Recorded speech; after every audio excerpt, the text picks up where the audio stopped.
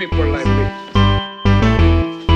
You need people like me so you can point your fingers and say, that's the bad guy. That's the bad guy. That's the bad guy. That's the bad guy. That's the bad guy.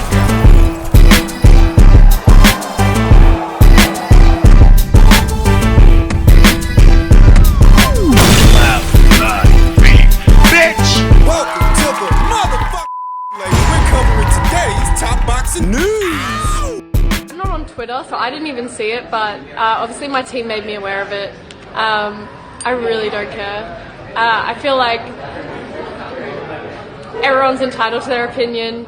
If you don't like me, you don't like me. Can't be everyone's favourite, it's alright. I think he's a great fighter. So it's a shame it's not a mutual feeling, but that's alright. Yeah, I'm off Twitter for that reason. I don't care about people's negative opinions. I don't care about. I feel like Twitter is just full of negative criticism that you don't need to read. So I stay away from that. That was Sky Nicholson addressing some undue criticism from none other than Devin Haney, who called her the worst boxer that he's ever seen, which is rich coming from him. He's basically got the same base style that she does. The only difference between them is she does it with the opposite hand. Well, what? Devin's a pot shotter, an outboxer, and so is Sky Nicholson. Pretty much. A lot of people like to say that Devin Haney's fights are boring.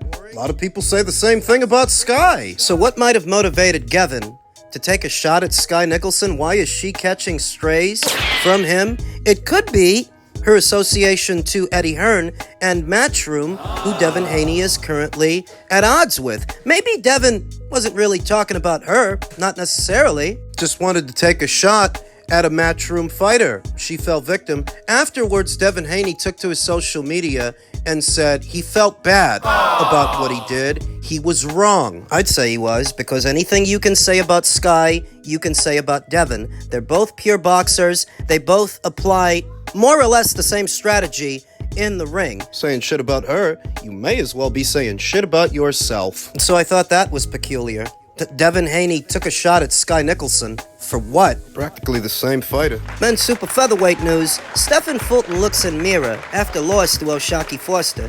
I have to get back focused. Stephen Fulton is feeling deflated following his defeat to O'Shaquie Foster on December 6th in San Antonio. The 31-year-old from Philadelphia was scheduled to challenge for Foster's WBC 130-pound title, but came in 2 pounds over and ended up fighting for the sanctioning body's interim lightweight title. And instead of becoming his city's first 3-weight world champion, he capped a disastrous few days by losing a lopsided decision. Fulton is putting the blame on himself. I have to get back focused, he wrote on his X account. That's my fault. When I heard that he blew the weight by 2 pounds, I thought to myself, maybe that's a bit of strategy. Maybe he figures if he comes in 1 or 2 pounds over, he'll have more to give on the night. Though strategy or otherwise, it wasn't an encouraging omen that in what was supposed to be his super featherweight debut, he basically couldn't make the weight. He couldn't make it. Guy that's moving up can't make the weight. In the meantime, Fulton, who was also beaten by Naoya Inoue 2 years ago in 2023, wants to tinker with the training regimen that led to his loss to Foster. He gave Foster credit for his victory, but said he wasn't the best version of himself. Nowhere near the best of me, not one bit, Fulton wrote. Sorry for my performance to my fans and supporters. I'll be back and better. But back at what weight? In your first attempt to debut as a super featherweight, you missed it by 2 pounds. So can we expect Stephen Fulton to now campaign as a lightweight? He doesn't got the chops for that. He doesn't have the physical dimensions, the height, the reach. He doesn't have the punching power. I don't really know what he's going to do, because only 2 fights into his featherweight campaign, he outgrew featherweight, completely missed super featherweight, and what, he's supposed to campaign as a lightweight now? I'm sorry to say that Stephen Fulton is too small for 135 pounds, so he's really painted himself into a corner here. Let's play devil's advocate. Let's say that he tries to make super featherweight next time, and he actually makes it. What are his chances at 130 pounds? Wouldn't be much better at 130, to be honest with you. We already know you can't beat O'Shaquie Foster, but how well do you think he'd fare against Sugar Nunez, against Emmanuel Navarrete? I think the both of them steamroll Stephen Fulton. I think they would both stop him. They'd knock him out. I think Stephen's best bet to get at a world title and maybe win one would have to be against the United Kingdom's own Jazza Dickens, who was just elevated to full WBA champion after Levant Roach dropped the title. Maybe Stephen can win a belt from him. Jazza Dickens, like Stephen Fulton, is a little guy who moved up after all. I remember Jazza used to campaign at Super Bantamweight. He's at Super Feather now. He's got a WBA title. The caveat is, Stephen Fulton provides no financial incentive for Jazza Dickens to afford him that opportunity, and just being afforded that opportunity would still rely on Stephen to make 130, and we don't know that he can. He just blew it by 2 pounds. So what, he's gonna make it the next time? Stephen has really painted himself into a corner here, and I'm not sure that he can get himself out of it. I don't think he beats Sugar Nunez. I don't think he beats Emmanuel Navarrete. We already know he can't beat O'Shaquie Foster. Jazza would be his best bet. But Jazz ain't gonna give him a title shot just to give him a title shot. Stephen's kind of fucked, man. Coach Calvin, Coach Kenny, Team Tank Davis. I got some good news and I got some bad news. The good news is Devin had bought me another Mercedes. Another one. The bad news is the Grinch didn't buy you guys one.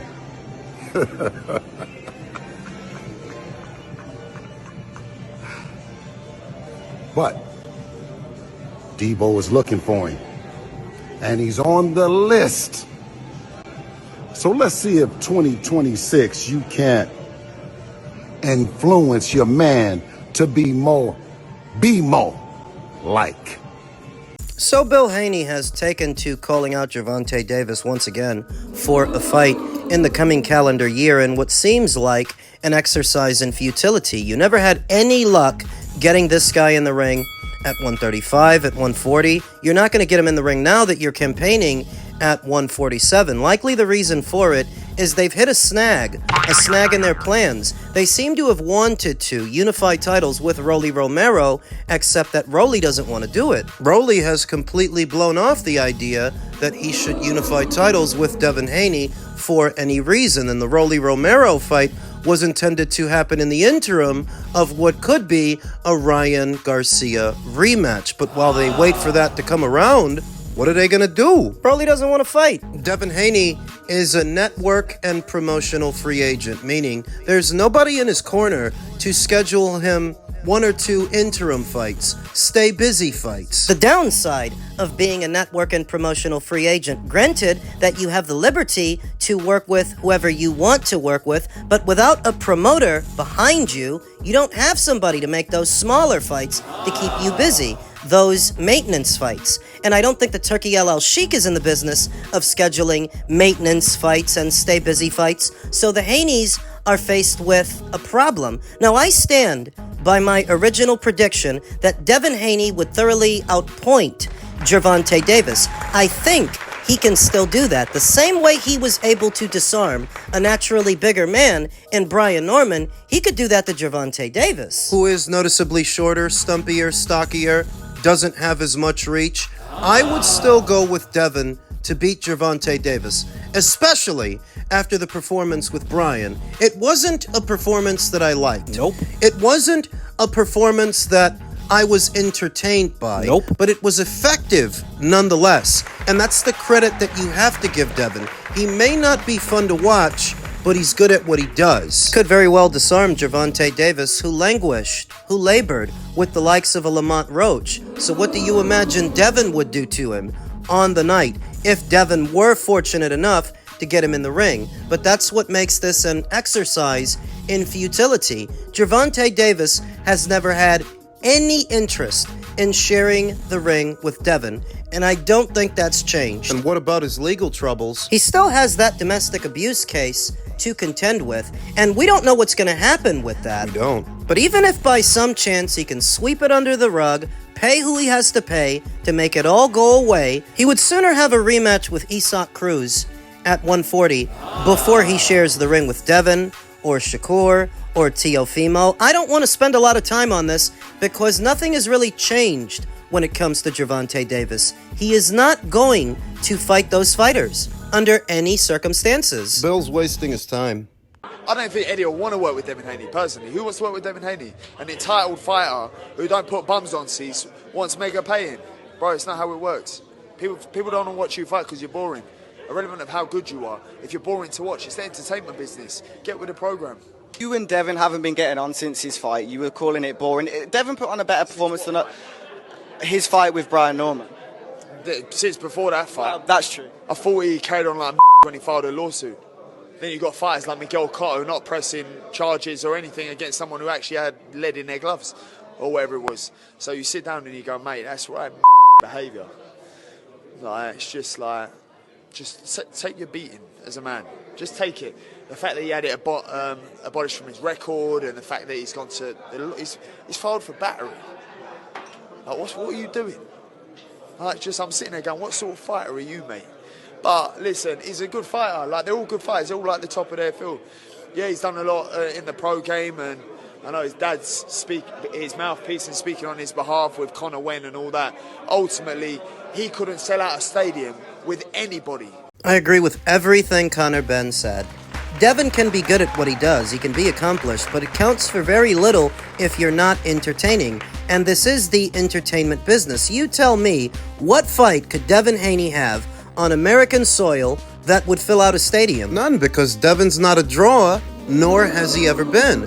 Don't let online metrics fool you and online support. It counts for nothing if it doesn't show up in the numbers. If we're not talking about something from the real world. On the internet, you can have 1 million supporters. 10 million. To these freaks and geeks that claim to be such big supporters of Devin Haney, how many of them actually pay to see him fight when he is fighting in the United States? And how many of them actually pay per view to see him box at home? Not that many. That's the truth. And I've reached the point as a consumer where I'm not here to be an expert more than I'm here to be entertained. So I can acknowledge that Devin Haney is very good at what he does, even if what he does is not entertaining. So it all defeats the purpose for me. You can win a belt, 2, 3 belts, you can do what you want. If it's not entertaining, who really fucking cares? I'd rather watch Conor Benn 7 days out of 7 than endure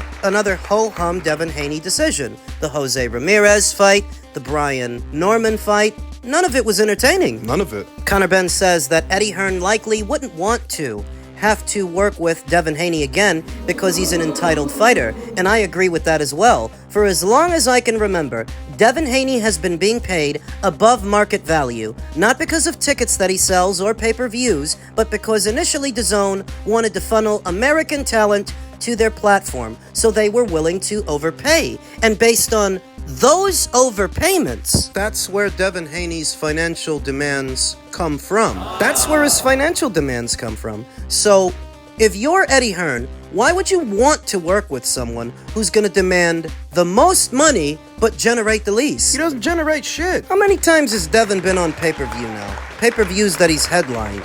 The Lomachenko pay-per-view, the Regis Prograis pay-per-view, the one with Ryan, and which one of those pay-per-views actually did big numbers? Now, Turkey LL Sheik, Yeah, he's still out there paying fighters above market value. Still out there paying Devin. let him waste his money. Let him deal with Devin Haney. But when Conor Benn says that Devin is an entitled fighter, he's right. Conor Benn doesn't have to be as good a boxer or as accomplished as Devin for that critique to ring true. It is the truth. Devin Haney demands a lot of money for tickets that he doesn't sell or pay-per-views. He demands a lot of money. I'd rather watch Conor Benn fight. And the funny thing about Conor Benn is his marquee value is a lot more organic than anything you see from Devin. You could like Conor, you can not like Conor, but he's worth something in the United Kingdom. Enough that people do come out to see him fight. Who comes out to see Devin fight? What, the sweet science nerds that you see online? The boxing hipsters who pretend that boxing isn't about brutality? But that's not why most people watch. Buddy, I don't watch boxing for the footwork and the feints.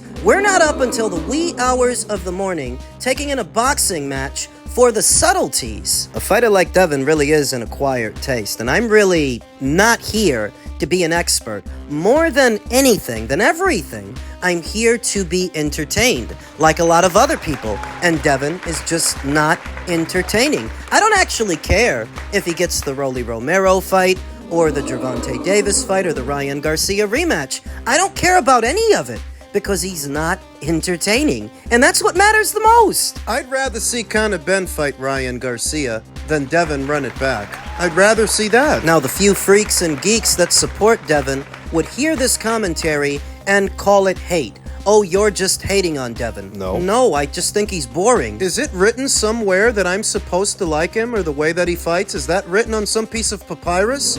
Parchment that I don't know about? The fucking guy's boring. All these people ain't calling him a boring fighter for no reason. Hey, yeah, there may have been a time when I was a bit more supportive of Devin, but I'm all out of patience for that style of fighting. Effective or otherwise, it's just not entertaining. It's not good for television. You don't show a casual a Devin Haney fight and make a fan out of them. You don't show them the Jose Ramirez fight or the Brian Norman fight, and they walk away saying, wow, I need to see more of that. It doesn't happen. The only guys and gals that are sweet on Devin are boxing hipsters and people who drink coffee with foam in it. Cinnamon sprinkles. The venti mocha frappuccino crowd and westerners that wear cafes. Clog it. Boxing fans traditionally watch boxing for the brutality, and there is no shame in that. They take it in for the blood, for the guts, and Devin just doesn't provide that kind of entertainment. So you can acknowledge that he is an accomplished young fighter, and he's actually very effective with what he does, but what he does isn't entertaining.